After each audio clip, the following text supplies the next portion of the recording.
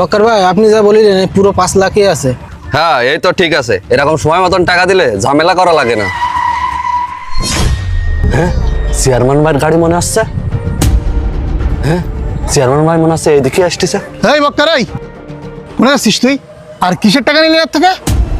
কনে ভাই টাকা নিছি আমি? টাকা নিসনি তাহলে তোর হাতে এটা কি?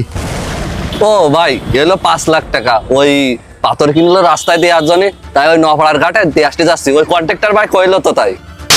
বেয়াদব! ভাই আপনি কিছু না জানি আমারে মারতেছেন কেন? ভাই কি জানবো আমি? কন্ট্রাক্টর সাহেব তো আমাকে সবই বলেছে। এই গাড়ি তাড়াতাড়ি স্টার্ট দে, ও আকাশের অবস্থা ভালো না, বৃষ্টি হওয়ার আগে লেভেল করো কোনা পর্যন্ত। এ কিসের গাড়ি চলবে রে? গাড়ি মোট চলবে না এক পাও। এ ভাই আপনি গাড়ি চলতে বাধা দিচ্ছেন কেন? এই যে রোডের কাজ করতেছিস, আমাকে ভাগের টাকা কই? এ ভাই বাগের টাকা মানে আপনার এই বাগের টাকা দিতে হবে, আপনি কিডা? ভাই কিডা?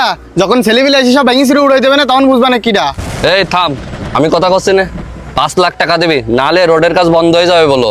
ওই মিয়া তোমাকে 5 লাখ টাকা দেবে মানে? 5 লাখ টাকা দিলে তো রাস্তা কাজ ভালো হবে না মোটে। ড্রাইভার মতন থাকবি, দেখতেছিস না কন্ট্রাক্টরের সাথে আমার কথা আছে। কি কন্ট্রাক্টর সাহেব 5 লাখ টাকা দেবেন না রাস্তার কাজ বন্ধ করবেন? ভাই তাহলে কিন্তু পাথর আর পিছে ফাঁকি মারবো, 1 ইঞ্চি রাস্তা কম হবে। ভাই তুমি পাথরের বদলে খাওয়া দাও আর পিসির বদলে আলকাতরা দাও, তাতে আমার কোনো সমস্যা নেই। টাকাটা রেডি রাখো, বিকেল বেলায় আসবো নীতি। ভাই আমার 2 দিন সময় দেন। একদিনের সময় হবে না, আমি বিকেল বেলায় আসতেছি টাকা নীতি। এবার বল সে কি একটা মিথ্যা কথা বলেছে? ভাই সবকিছু যেহেতু জানিছেন, তাহলে একটু রাস্তার ওই পাশে চলেন, আপনারা সব বলতেছি, আসেন। ভাই আমি আসতেছি। ভাই এই টাকা কালেকশন করতেছি তো আপনার জন্য, সামনে নির্বাচন, টাকা লাগবে না, এই জন্যই তো এই কাজ করেছি আমি। আমি কি তোরে বলেছি যে আমার নির্বাচনের জন্য তো টাকা দেওয়া লাগবে? ভাই আপনার কি বলা লাগে? আমি আপনার একানিষ্ঠ একটা কর্মী না? আমার একটা দায়িত্ব আছে না? তোমার তো এরকম দায়িত্ব পালন করা লাগবে না। এই রাস্তাটা যদি হয় এই এলাকার মানুষের সুবিধা হবে। আর এই রাস্তা থেকে তুমি হিস্সা নিচ্ছ, এই রাস্তাটা তাইলে এখন কন্ট্রাক্টর কি করবে? খারাপ করবে। আর যখন এই রাস্তায় পাথর বালি তারপরে তোমার পিছে ফাঁকি মারবে কন্ট্রাক্টর, এই রাস্তাটা ভেঙে যাবে অল্প দিনেই, ক্ষতিগ্রস্ত এই এলাকার মানুষই হবে। তখন কিন্তু তারা আমাদেরকে গালি দিবে, এই চেয়ারম্যান মেম্বার আমাদেরকেই। ও ভাই সবাই তো করে, আপনার আগে যে চেয়ারম্যান ছিল সেও তো করেছে, তাহলে আমরা করলে দোষ কি? সে করতো সব ঠিক আছে, দুর্নীতি করেছে বলে এলাকার লোকজন কিন্তু তারা ভোটের মাধ্যমে লাল কার্ড দেখায় বিদায় করে দিয়েছে। সে কিন্তু এই উপজেলা তো দূরের কথা, এই জেলার ভিতরেও টিকতে পারেনি। তুইও কি চাইছিস যে আমরা এরকম লুকায় বেড়াই? তুই যা করতেছিস এই ভবিষ্যতে কিন্তু মানুষ আর আমাদেরকে ভোট দেবে না। এখন তুই ভেবে দেখ তুই কি করবি। আসলে ভাই এটি তো ভাবি দেখিনি, আমি এক্ষুনি যাই কন্ট্রাক্টর বার টাকা ফেরত দিয়ে দিচ্ছি। আচ্ছা ঠিক আছে চল, চলেন। আমিও যাবো, তোরে নিয়ে আমার কোনো ভরসা নেই। ভাই নেন টাকা।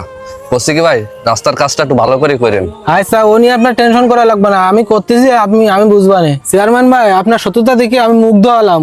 আমি অনেক জায়গায় কাজ করেছি, তবে এলাকাবাসীর নিয়ে এরকম সব এলাকার চেয়ারম্যানরা এরকম ভাবে না। বেশিরভাগ জায়গায় নেতা গোতাদের ঈর্ষা দেওয়া লাগে, এই কারণে আমাদের দেশের রাস্তাঘাটের অবস্থা ভালো না। ভাই আমি আপনাদের ব্যাপারটা বুঝি, একটা রাস্তার বাজেট 10 থেকে 12 লক্ষ টাকা হয়।